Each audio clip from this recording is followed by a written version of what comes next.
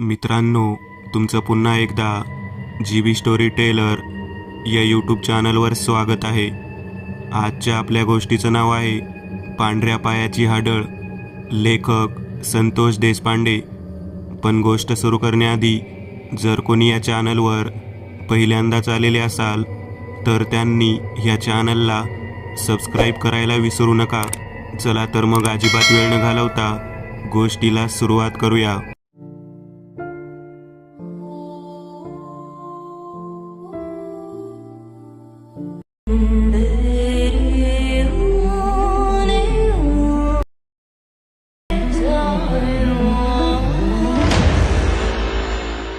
शंकेश्वराच्या झाडाला उलटं लटकलेलं एक प्रेत दिसत होतं.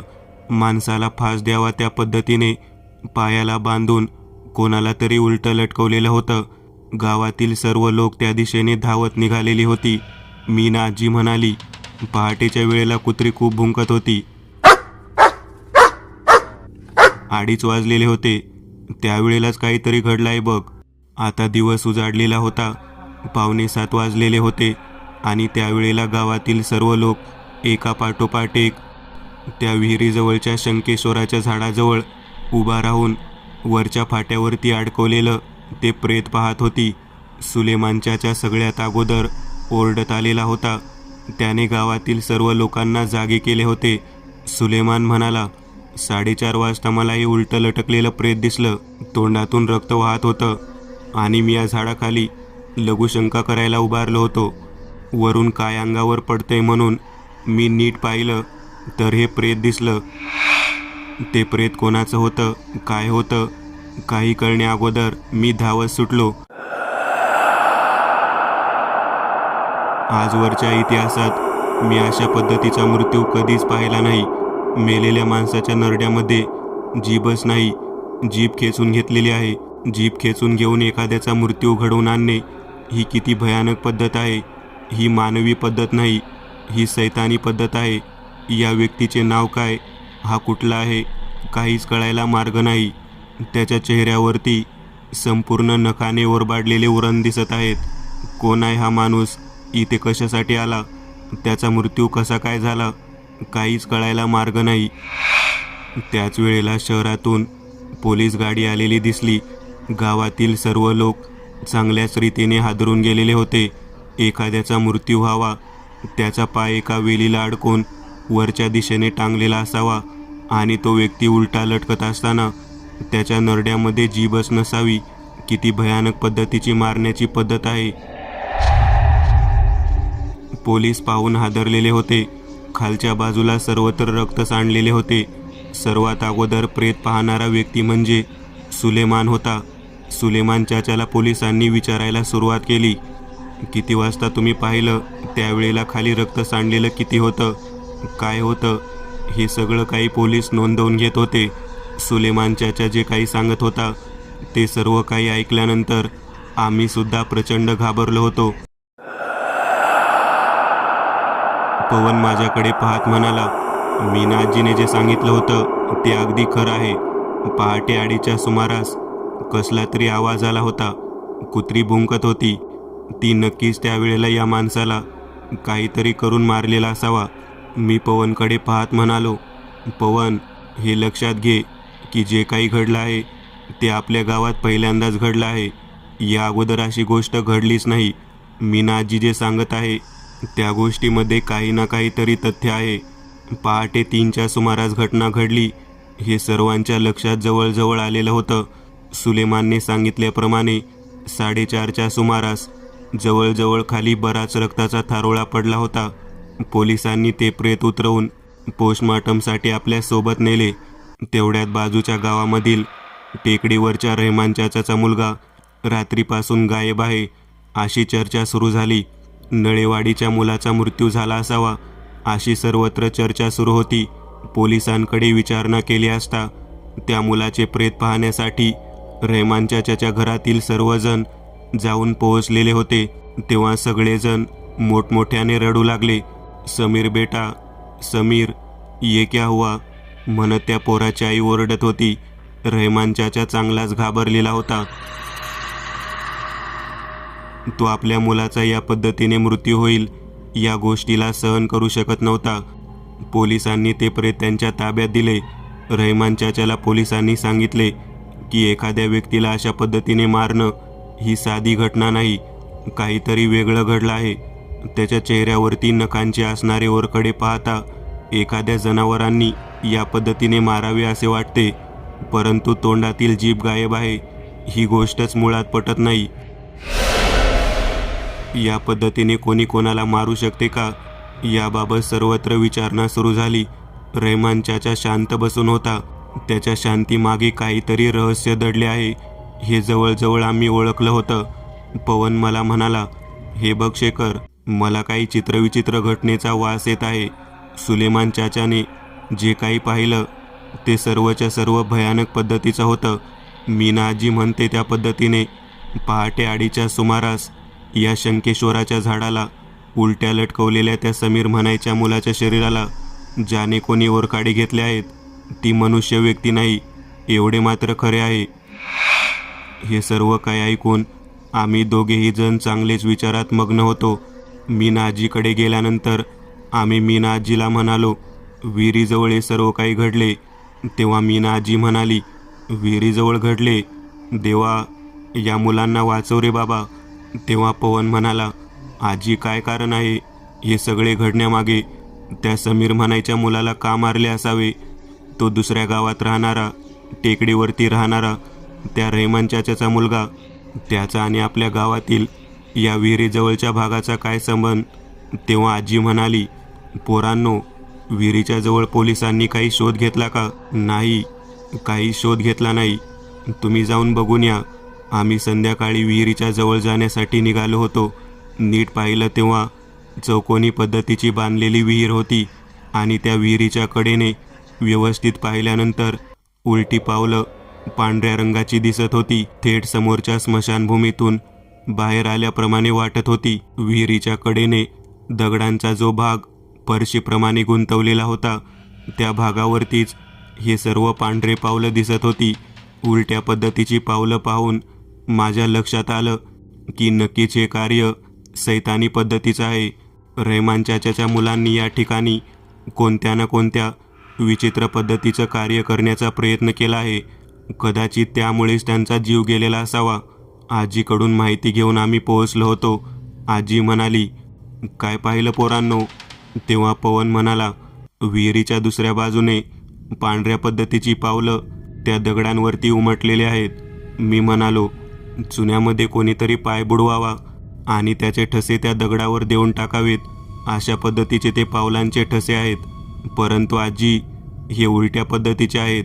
आजीने जेव्हा ते ठसे उलट्या पद्धतीचे आहेत हे ऐकले तेव्हा मात्र आजी डोळे विस्फारून आमच्याकडे पाहू लागली.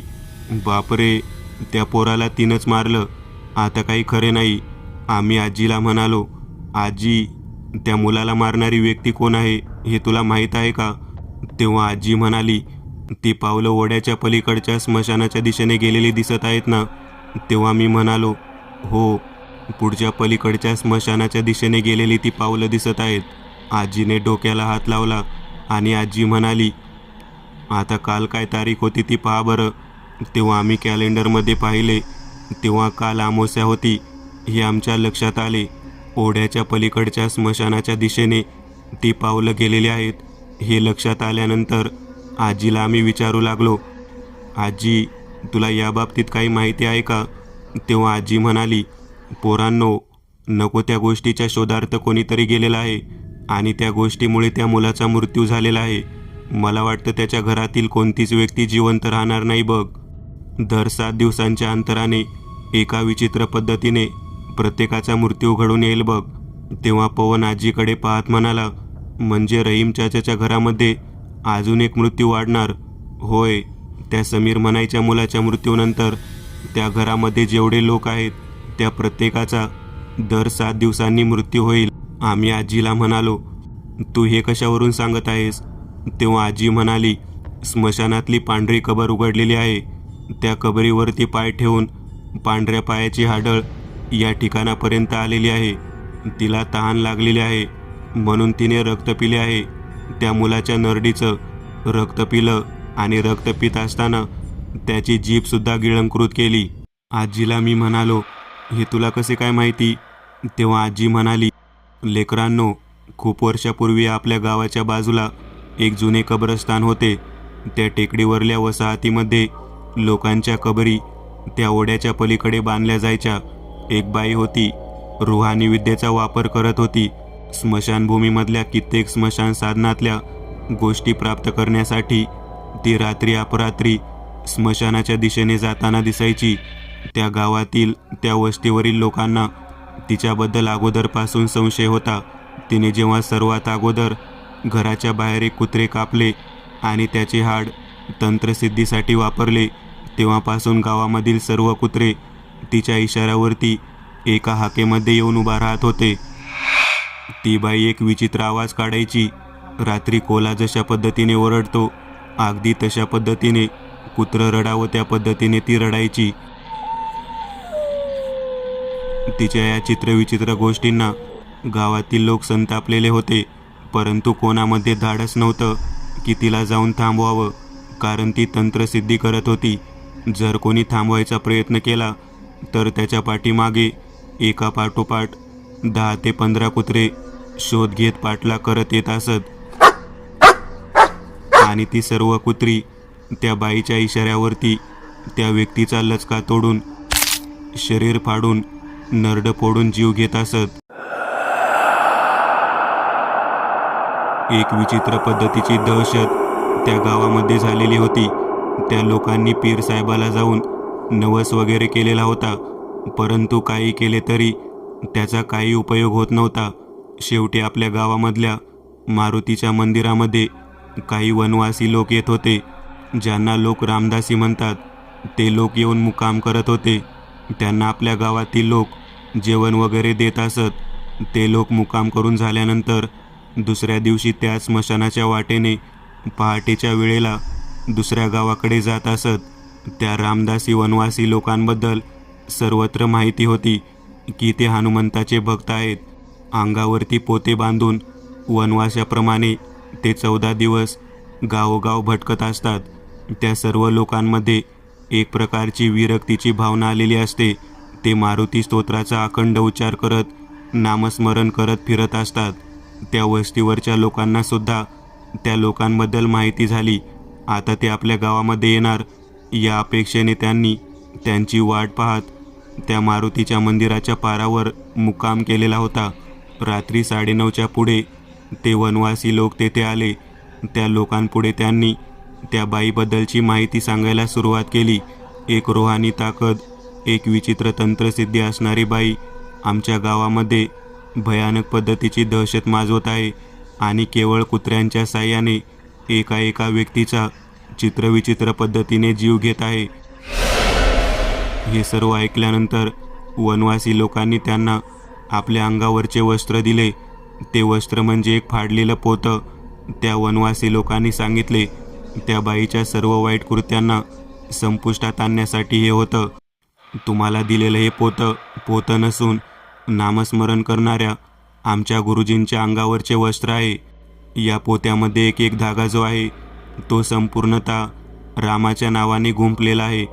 तुम्ही अजिबात घाबरून न जाता या वस्त्रात या गावातील विहिरीचे पाणी आणून ते भिजवा आणि त्या बाईच्या घराच्या कडेने त्या पाण्याने गोलाकार पवित्र बांधणी करा. वाईट शक्ती त्या घराच्या बाहेर येऊ शकणार नाही.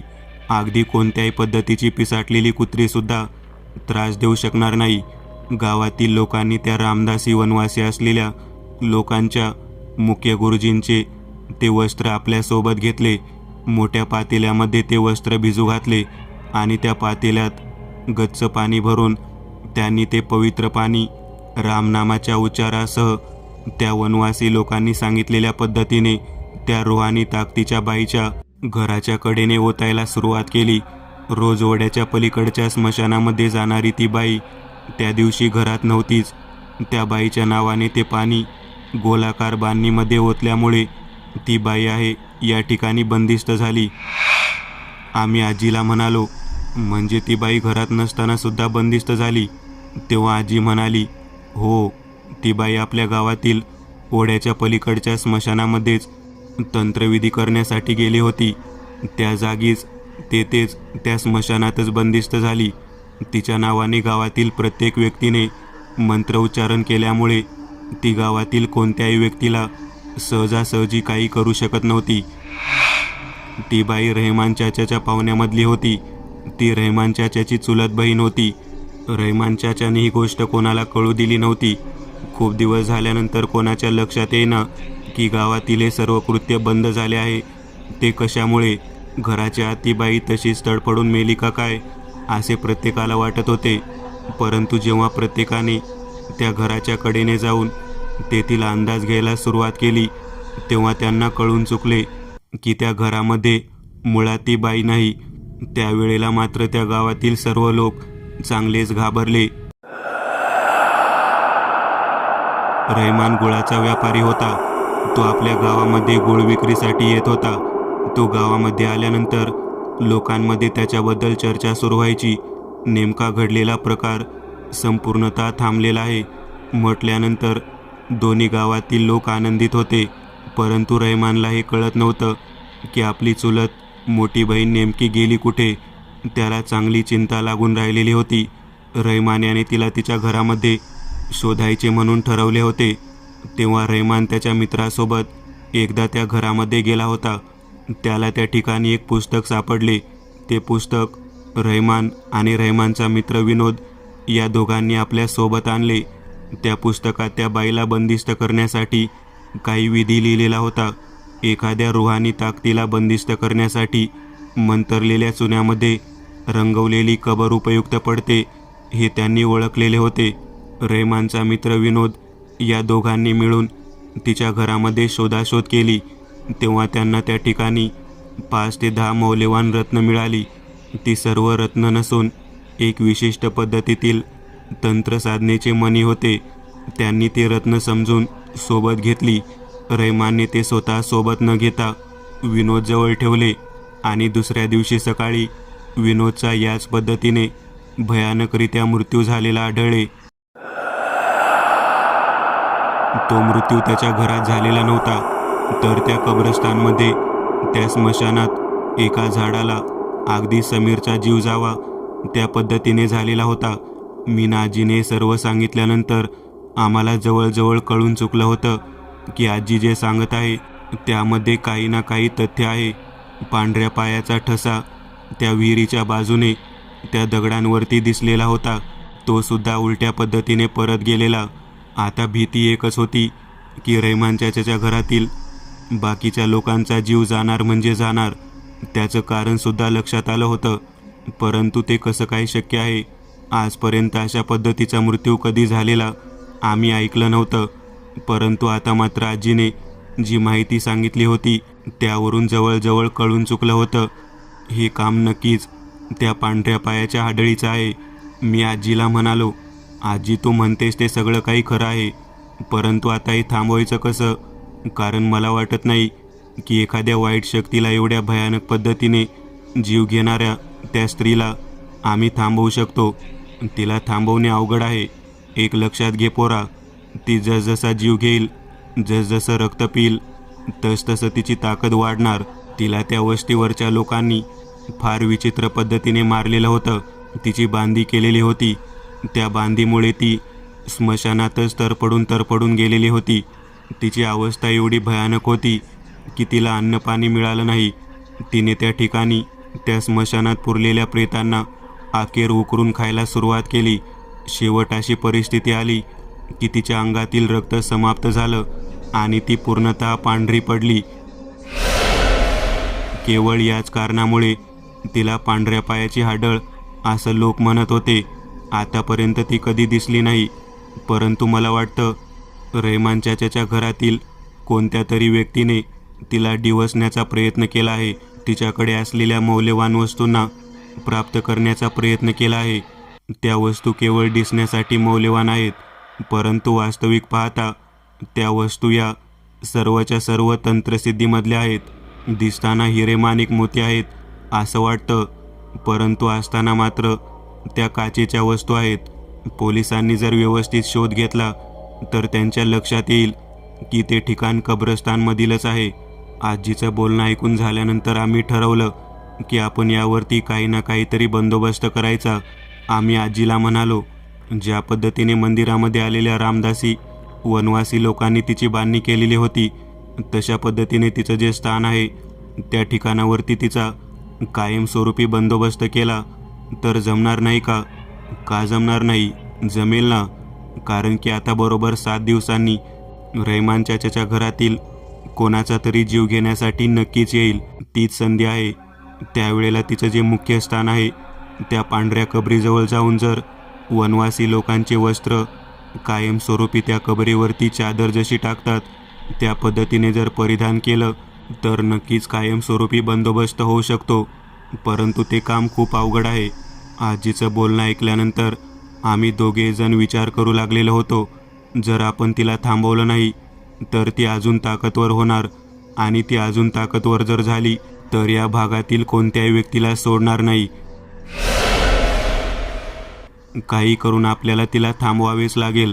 आजीला आम्ही म्हणालो, तू म्हणते त्या पद्धतीने आजी, असं कोणतं मारुतीचं मंदिर आहे का जिथे हे वनवासी लोक रामदासी लोक आम्हाला भेटतील? तेव्हा ती म्हणाली, अरे पोरांनो, काय काळजी करता? साकोलेच्या मारुती म्हणून 20 किलोमीटरवरती एक गाव आहे. जंगलामध्ये मारुतीचं मंदिर आहे. त्या ठिकाणी प्रत्येक वनवासी व्यक्ती येत असतो. त्या ठिकाणी जावा. 14 दिवस नामस्मरणात राहिलेल्या त्या व्यक्तींना त्यांच्या अंगावरचे ते पवित्र वस्त्र मागून घ्या. बघा, तुम्हाला या 1-2 दिवसांमध्येच त्या ठिकाणी कोण ना कोणतरी वनवासी भेटेल. आजीचं बोलणं ऐकल्यानंतर आम्ही म्हणालो, आम्ही स्वतः त्या हाडळीचा बंदोबस्त करायला तयार आहोत. आम्हाला तू मार्गदर्शन करू शकतेस का? तेव्हा आजी म्हणाली, का नाही, करणार, जरूर करेन. वाईट शक्तीला थांबवणे हे सर्वांचेच काम आहे. पोरांनो, तुम्ही साकोल्याच्या मारुतीच्या मंदिराच्या दिशेने जावा. तेथे तुम्हाला नक्कीच कोणाला कोणतरी जरूर भेटेल. या पद्धतीने बोलणे ऐकल्यानंतर आम्हाला कळून चुकलं होतं की आम्हाला या कामात जरूर यश प्राप्त होईल. आम्ही थेट साकोल्याच्या मारुतीच्या मंदिराच्या दिशेने जाण्यासाठी निघालो. विहिरीच्या जवळ असलेले ते पांढऱ्या पावलाचे ठसे पाहून त्या भयानक पांढऱ्या पायाच्या आडळीची कथा डोळ्यासमोर दिसू लागलेली होती. तिने कशा रीतीने विनोदला मारले असेल, कशा रीतीने समीरला मारले असेल, याची कल्पनाच आमच्या डोळ्यासमोर उभा राहत होती. आम्ही दोघेही हळूहळू जंगलाच्या त्या ठिकाणापर्यंत जाऊन पोहोचलो. मंदिराच्या बाजूलाच कठड्यावरती वस्त्र परिधान करून नामस्मरण करायला बसलेले बरेच जण दिसले. त्यातील एका व्यक्तीला ध्यानावस्थेत आम्ही पाहिलं. तो मुख्य व्यक्ती होता. त्याच्या गळ्यात राम, लक्ष्मण, सीतेचा आणि मारुतीचा फोटो एकत्रितरित्या चित्र असलेला अडकवलेला होता. त्या व्यक्तीला नामस्मरण करून आम्ही त्याचे वस्त्र मागितले. तेव्हा त्या व्यक्तीने आम्हाला त्याचे कारण विचारले. तेव्हा त्याला आम्ही कारण स्पष्ट पद्धतीने सांगितले. तो व्यक्ती ते वस्त्र द्यायला तयार झाला. त्याच्या अंगावरचे ते वस्त्र त्याची उपासना पूर्ण झाल्यामुळे त्याने आम्हाला दिले होते. ते वस्त्र सोबत घेऊन आम्ही गावाच्या दिशेने निघालो. आता केवळ वाट पाहत होतो. ते ठिकाण म्हणजे आणि ती वेळ म्हणजे 7व्या दिवसाची, ज्या दिवशी रहमान चाचा वस्तीवरील कोणा एका जणाचा मृत्यू होणार होता.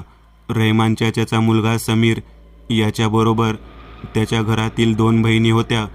चाचाची बायको म्हणजेच समीरची आईसुद्धा घरात राहत होती.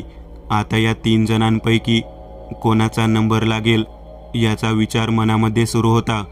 ते पवित्र वस्त्र आम्ही आमच्याजवळ ठेवलं होतं. आजीला ते वस्त्र दाखवलं. आजी म्हणाली, याच्यावरती शेंदूर लावा. आम्ही शेंदूर तयार करून त्यावरती लावला. बरोबर 7व्या दिवशी संध्याकाळी आम्ही पांढऱ्या पायाची हाडळ रहमान चाचाच्या वस्तीवर कधी जाताना दिसते याची वाट पाहत होतो आणि ती वेळ आलेली होती. काही तासाच्या अवधीनंतर साधारण 12 वाजण्याच्या सुमारास त्या विहिरीजवळ एका घरावरती आम्ही लपून बसलेलो होतो. तेव्हा त्या विहिरीच्या बरोबर मागच्या बाजूला जेथे ओढा होता त्या ठिकाणाहून काळोख्या अंधारात जमिनीवरती चमकणारी पांढऱ्या रंगाची पावलं दिसू लागली. पांढऱ्या पायाचे उलटे ठसे उमटलेले दिसत होते. आम्ही ओळखून घेतलं की ती आता आलेली आहे. विहिरीच्या कडेने तिने गोल फेरी मारली. त्यातील पाणी एका बादलीने शेंदून बाहेर काढले आणि काही क्षणात तिने स्नान केले. तिचे पांढरे शुभ्र भयानक रूप पाहून मनामध्ये धडकी भरत होती. विहिरीवरती स्नान करून ती थेट रहमान चाचा यांच्या वस्तीच्या दिशेने चालत निघालेली दिसली. तिचे तोंड मागच्या बाजूला होते. ती उलट्या पद्धतीने चालत होती. तिने रहमान चाचाच्या घरावरती एक विशिष्ट पद्धतीची फुली मारलेली होती. आम्ही ती त्या दिशेने गेल्यानंतर सरळ सरळ कब्रस्तानच्या दिशेने वाट पकडली. आम्ही दोघेजण एका पाठोपाठ एक त्या विहिरीपासून तिची पावलं ज्या दिशेने उमटत आलेली आहेत त्या दिशेने त्या कब्रस्तानमध्ये त्या समाधीच्या ठिकाणी जाण्यासाठी पोहोचलो. ओढा ओलांडून पलीकडे गेल्यानंतर त्या स्मशानामध्ये व्यवस्थित पाहिल्यावर आम्हाला एक भयानक दृश्य दिसलं. त्या ठिकाणी शीर्षासन केलेल्या पद्धतीत कित्येकजण खाली डोकं आणि वर पाय करून त्यांच्या स्वतःच्या कबरीवरती ध्यानस्थ असलेले दिसले. हा प्रकार पाहून आम्ही घाबरलो. आम्हा दोघांना काहीच कळेना की अशा रीतीने सुद्धा काही वाईट शक्ती या ठिकाणी असू शकते. हा काय प्रकार आहे हे आमच्या लक्षात येत नव्हतं. त्या स्मशानाच्या कडेने ज्या विचित्र पद्धतीने यापूर्वी बांधणी करण्यात आली होती त्या बांधणी निमित्ताने त्या भयानक हाडळीने ज्या ज्या लोकांचे प्रेत बाहेर काढून भक्षण केलेले होते कदाचित तीच ही सारी मंडळी स्वतःच्या कबरीवरती उलट्या पद्धतीने लटकलेली होती. मला जवळजवळ कळून चुकलं. मी म्हणालो, या अगोदर मेलेला व्यक्ती विनोद तो सुद्धा उलटाच होता. त्यानंतर मेलेला समीर तो सुद्धा उलट्या पद्धतीनेच लटकलेला होता आणि या ठिकाणी दिसणारी सर्व मंडळी उलट्या पद्धतीनेच आहेत. बापरे, म्हणजे ही हाडळ उलटी लटकून त्या व्यक्तीचं रक्तप्राशन करून त्याचा जीव घेते. हे अगदी खरं आहे. आमच्या हातातील पवित्र वस्त्र आम्ही आजीने सांगितलं होतं त्या पद्धतीने तिची कबर शोधून त्या ठिकाणी त्यावरती चढवायचं होतं. या सर्व भयानक प्रकारामध्ये आम्ही त्या ठिकाणाच्या आतमध्ये प्रवेश करणे इतपत आमच्यामध्ये धाडस नव्हतं. चित्रविचित्र पद्धतीने आवाजाला सुरुवात झालेली होती. ज्याप्रमाणे एखाद्या उद्यानामध्ये कठडे आणि त्यावरती झाडं असतात तशा पद्धतीने त्या कबरीवरती वर पाय केलेले मुडदे दिसत होते. ते सुद्धा पांढरे शुभ्र प्रकारचे. हे सर्व विचित्र दृश्य पाहिल्यानंतर पुढे पाऊल कसा टाकायचा हेच कळत नव्हतं. आम्ही दोघांनी एकमेकाच्या हातामध्ये हात धरला. त्या हातावरती ते पवित्र वस्त्र जे गोनपाटाचं होतं, जे पोतं होतं ते ठेवलं आणि काही क्षणात आम्ही हळूहळू रामनामाचा जप करत त्या कब्रस्थानातून पुढे चालू लागलो. आमच्या तोंडातून जसजसा नामस्मरणाचा आवाज येऊ लागला तसतसं त्या ठिकाणी कबरीवरती उलट्या स्वरूपात असलेले प्रत्येक भूत किंचाळत बाहेरच्या दिशेने मार्ग शोधू लागलं. हा विचित्र प्रकार आम्ही पहिल्यांदा पाहत होतो. मनामध्ये चांगलीच भीती होती आणि त्याहीपेक्षा त्या पांढऱ्या पायाच्या हाडळीच्या कबरीचा शोध घ्यायचा होता. सर्व कबरीवरती उलट्या पद्धतीने असलेल्या त्या सर्व प्रेतात्म्यांना पाहून आम्ही शेवट एका अशा ठिकाणी आलो की ज्या ठिकाणी कोणीच उलटं लटकलेलं नव्हतं. आता मात्र आम्हाला कळून चुकलं की ही ती जागा आहे. या जागी ती पांढऱ्या पायाची हाडळ या अगोदर पुरलेली असावी. तिला बंदिस्त केलेलं असावं. रहमान चाचाच्या घरातील कोणत्या व्यक्तीचा पुन्हा जीव जाण्या अगोदर आम्हाला पहाटे 2:30 वाजायच्या आत हे सर्व कार्य पूर्ण करायचं होतं. आम्ही त्या ठिकाणी नामस्मरण करत त्या पांढऱ्या कबरीवरती उमटलेल्या तिच्या पाऊल खुणा पाहू लागलो. त्या पांढऱ्या पायाच्या हाडळीच्या सर्वत्र खुणा आम्हाला दिसत होत्या. शेवटी मीना आजीने ज्या पद्धतीने सांगितलं होतं अगदी त्या पद्धतीने आम्ही ते वस्त्र उघडलं, आमच्या डोळ्यापुढे ठेवलं आणि नामस्मरण करू लागलो. काही वेळ गेल्यानंतर त्या ठिकाणी चित्रविचित्र आवाज ऐकू येऊ लागला. ज्या पांढऱ्या रंगाच्या आकृत्या होत्या त्या सर्वच्या सर्व बाहेर कब्रस्थानाच्या आमच्याकडे दृश्य करून पाहत आहेत असा तो भाव आम्हाला दिसू लागला. हे काय आहे हे नेमके कळेना. आम्ही त्या ठिकाणाहून सरळ सरळ एका झाडाच्या पाठीमागे लपलो. तेवढ्यात ती पांढऱ्या पायाची हाडळ 2 मुलींना आपल्या उजव्या आणि डाव्या हातात त्यांचे पाय धरून फरफटत ओढत आहे असे दृश्य आम्हाला दिसू लागले. मला जवळजवळ कळून चुकले की या दोन्ही मुली बहिणी आहेत. अशी कोणती गोष्ट समीरने केली होती म्हणून त्याच्या घरातल्या व्यक्तींना या पद्धतीची शिक्षा मिळाली असावी. तेवढ्यात मागच्या बाजूने वेगाने धावत येणारा रहमान चाचा दिसत होता. तो दयेची भीक मागत होता, परंतु ती पांढरी हाडळ त्याच्याकडे पाहत मोठ्याने ओरडत होती.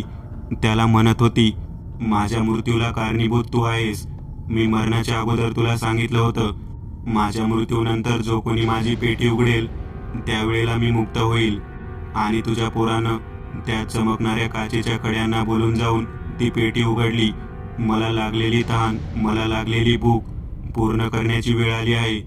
तुझ्या घरातील सर्वांचा 5 जणांच्या नरडीचा घोट घेतल्यानंतर मी अजून ताकदवर होणार आहे. तुझ्या वस्तीला, तुझ्या गावाला मी माझ्या इच्छेनुसार संपवून टाकणार आहे. हे सर्व भयानक पद्धतीचं बोलणं ऐकल्यानंतर आम्ही झाडावरून खाली उतरलो. आम्हाला माहीत होतं, जोपर्यंत पवित्र वस्त्र त्या कबरीवरती पडणार नाही तोपर्यंत ती हाडळ त्या दोन्ही मुलींना आणि रहमान चाचांना सोडणार नाही. आता काय करावे कळत नव्हतं. तरीसुद्धा रामनामाचा जप करत आम्ही दोघांनी त्या कबरीजवळ प्रवेश केला. तेवढ्यात मागच्या दिशेने येणाऱ्या शुभ सकाळ नामस्मरणामुळे ती हाडळ जागृत अवस्थेत आली आणि प्रचंड मोठ्याने किंचाळून आवाज करत आमच्या दोघांकडे पाहू लागली. तिचे ते ओरडणे आणि तो आवाज इतका भयप्रद होता की ज्या ठिकाणी ते पवित्र कापड आहे तेथेच टाकून आम्ही जोरात पळत निघालो. आम्हाला आमच्या जीवाची भीती वाटत होती. काय करावे कळत नव्हते. मी इतका वेगळाच पळत होतो की आम्ही दोघांनी थेट आजीचं घर गाठलं. आजी आम्हाला पळत आलेलं पाहून घाबरली होती. आजी म्हणाली, अरे मूर्खांनो, काम पूर्ण केलं का नाही? त्या कबरीवरती ते पवित्र वस्त्र पांघरून घातलं का नाही? झालेला सर्व प्रकार सांगितला. तेव्हा आजी म्हणाली, अरे नालायक मुलांनो, जर तुम्हाला ते काम पूर्ण करता येत नव्हतं तर निदान त्या पांढऱ्या पायाच्या हाडळीच्या नजरेसमोर तरी यायचं नव्हतं. आता ती तुमच्या दोघांचा मार्ग काढत इथपर्यंत येईल. आम्ही घाबरून आतमध्ये बसलेलो होतो. काही क्षणातच दरवाजावरती थापा पडू लागल्या. म्हातारी आजी म्हणाली, पोरांनो, तुमच्यासोबत मी सुद्धा मरणार. तेव्हा आम्ही दरवाजा उघडायचं नाही असं ठरवलं. इतक्यात मोठा आवाज ऐकू आला. तो आवाज आमच्या ओळखीचा वाटला. आजी म्हणाली, लेकरांनो, कामगिरी फत्ते झाली वाटतं. दरवाजा उघडा, रहमान आलेला आहे. आम्ही दार उघडलं. रहमानने आमच्या पायावरती डोकं ठेवलं. रहमान चाचा आम्हाला म्हणाले, पोरांनो, अगदी योग्य वेळी, अतिशय योग्य पद्धतीने त्या कबरीवरती तुम्ही ती चादर फेकून पळून आलात. एका क्षणात ती सैतानी शक्ती त्या कबरीमध्ये बंदिस्त झाली. आम्ही तुमच्या पाठोपाठ या ठिकाणापर्यंत आलेलो आहोत केवळ तुमच्यामुळे.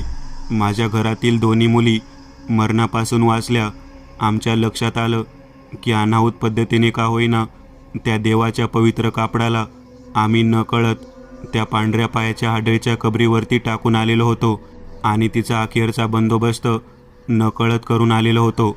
आजीने समाधानाने आम्हाला दोघांना मिठी मारली. रहमान आणि त्याच्या दोन्ही पोरींनी आम्हाला नमस्कार केला. एका भयानक खेळाचा अंत केवळ नकळत पद्धतीने घडलेल्या घटनेमुळे झाला. मित्रांनो, आज पुरतं एवढंच. तुम्हाला जर काही गोष्ट आवडली असेल तर नक्की लाईक करा. तुमच्यापैकी बरेचसे जण व्हिडिओ लाईक न करताच पळून जातात, पण हा जर व्हिडिओ तुम्ही लाईक केला तर मला जरा बरं वाटेल आणि असेच भारी भारी व्हिडिओ बनवायची माझ्यात एनर्जी येईल. त्यामुळे नक्की लाईक करा. आणि अजूनही कोणी या चॅनलला सबस्क्राईब केलेलं नसाल तर लगेच सबस्क्राईब करून टाका. आणि बाजूची घंटी ती मात्र दाबायला विसरू नका. देवाची घंटी आहे ती. चला तर मग पुन्हा भेटूया अशीच एक आगळी वेगळी गोष्ट घेऊन पुढच्या